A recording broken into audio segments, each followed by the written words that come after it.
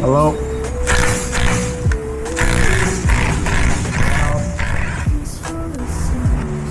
Hammer, striking chisel, double flip.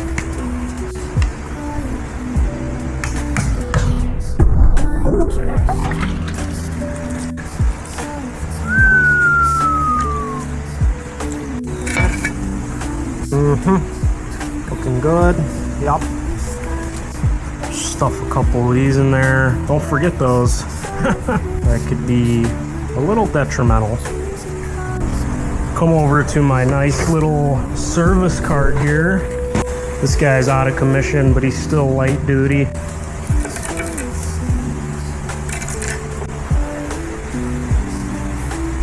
Oh, this thing's so rotted.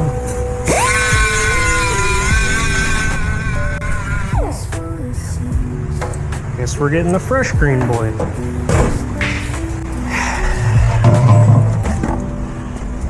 Where they at? Where they at? Where they at? Where they at? That's better.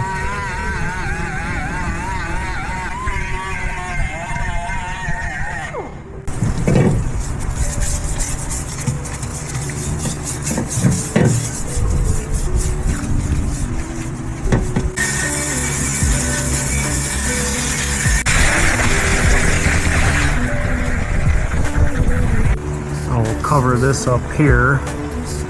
We'll do a slight polish of the sealing surface. A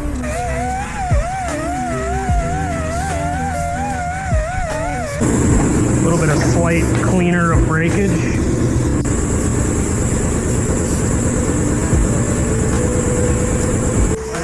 See what we got here. Gasquito. Hopefully this is right, because I just stabbed a hole through it. Take our simmered cover. Looks like it is right. So we'll set there like that. I can tell somebody used my RTV because they short sticked me here.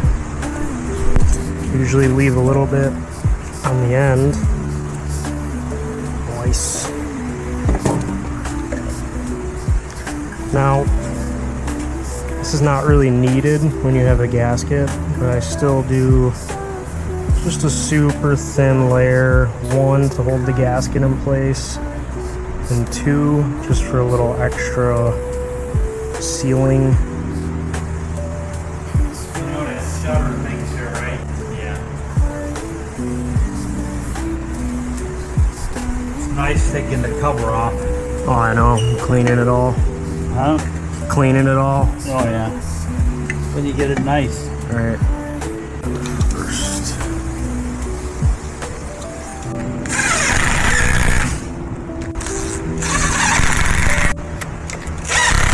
What do you think? Do I just put this stripped out bolt back in?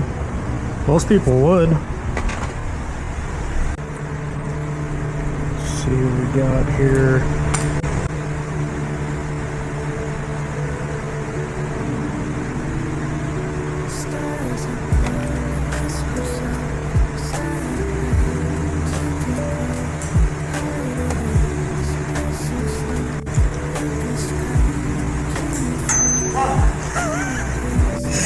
Sorry, dude, I had to. Look at that. On the perfect bolt. Spare bolt bin for the win.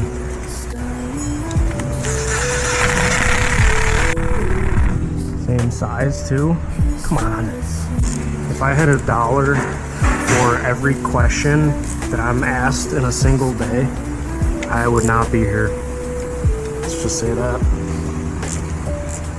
We got Amsoil 7590, 2.5 quarts.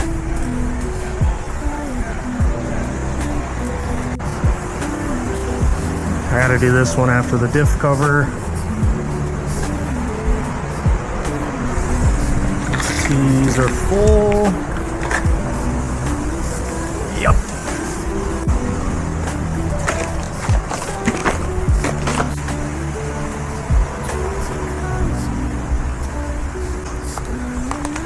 Well, I've always gotten a lot of hate for this in the past, but I was always taught that when you're using synthetic gear lube, it's going to expand. So you always want it like 30 millimeters below the fill hole. Everybody says that's wrong, but pretty sure it's not.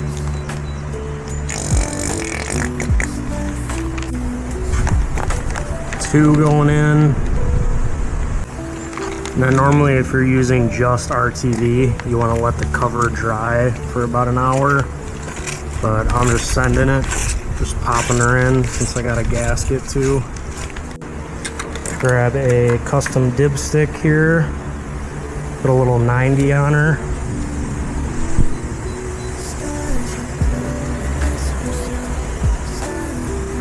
Probably a little bit more.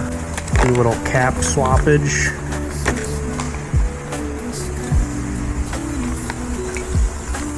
Put a little splash in here. For the third one. Quick little recheck.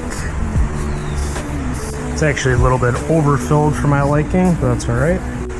Clean off our metal from our magnet. Pop this back in. This a little crankage. 2 elbow pops on that. And there you have it. Got another car I gotta finish, so I gotta go. But that's how you do a rear diff service that doesn't have a drain plug. We got a 2004 Lincoln, not a city car, and not a village car, but a town car. We got the service engine soon light on. Well, we're gonna service the engine right now. See what code she's got in her. I'm gonna pull her on in. Alrighty. Grab Mr. Auto. See what kind of codes we got. Doing a full code scan here. Looks like we got 2 codes in the PCM. So it looks like we got a PO171, PO174, Bank 1 and Bank 2 are lean, which basically means too much air in the engine or not enough fuel. So use your imagination there. Let's go figure it out. So now what we're gonna do is check our fuel trims and our mass airflow sensor reading.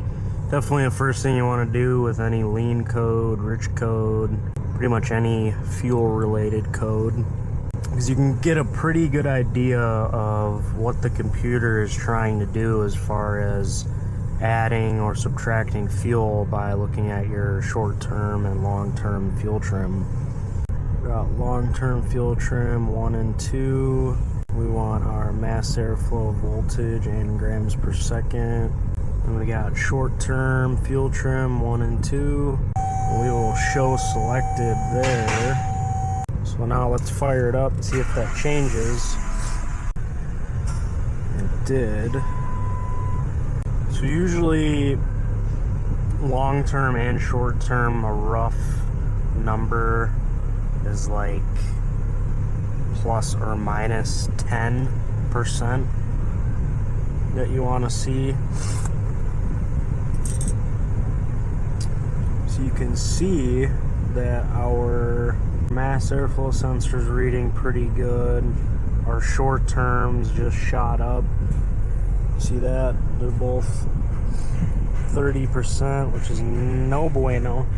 Let's pop the hood and see if we can see anything obvious.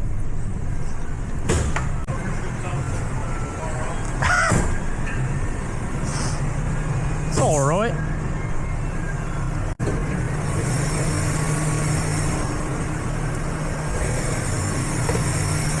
I do kind of hear a vacuum leak or something. What is that?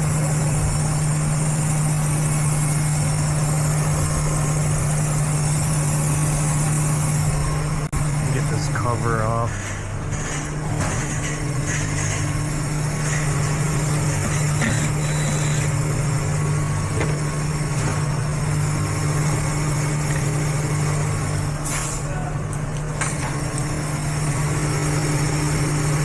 not recommend doing this on a running engine, but that's fine.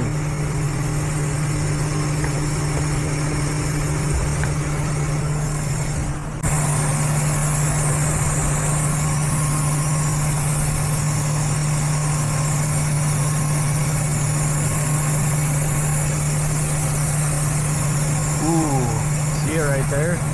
Found it. Let's watch our numbers here. I'll go ahead and cover this up and see if we get a normal reading now.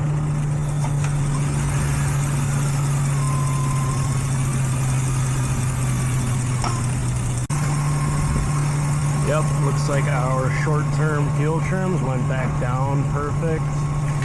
The long term usually takes a while to reset, or you have to reset fuel adaptives, but it's looking like the short terms are going the opposite way now. They're still close to 10, but we'll have to start with this breather hose. Sorry, things got a little crazy, but you see here's the old piece with the rip in there causing a vacuum leak. And then there is the new piece that I popped in. Secured pretty nice. The other end of it is good. I can't find this hose from the dealer or aftermarket, so a quick repair on this one. We'll go in there and clear the codes, fire it up, double check our work.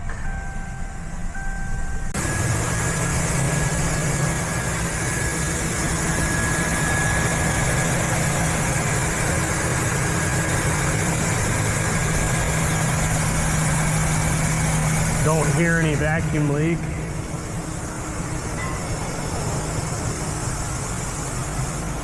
So the fuel trims kind of went the other way now into the more rich. So I'm just gonna do a keep alive memory reset. So that will reset the learned values for idle and fuel and such, which is pretty necessary for a lot of Fords. We'll go back to live data. Let's check our fuel trims again. Alright, let's fire her up now. Let's see what she's got.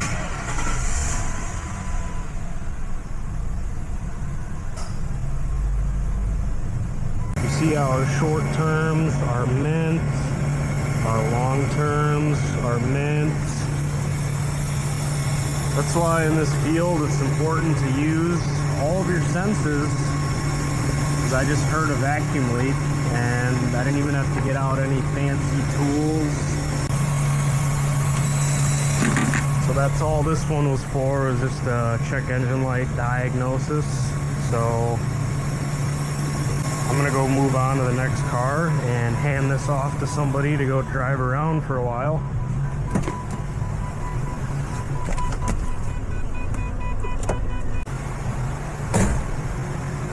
Let me know if you guys want to see more in-depth diagnostic videos, because this one was fairly basic for the most part. Thank you all for watching.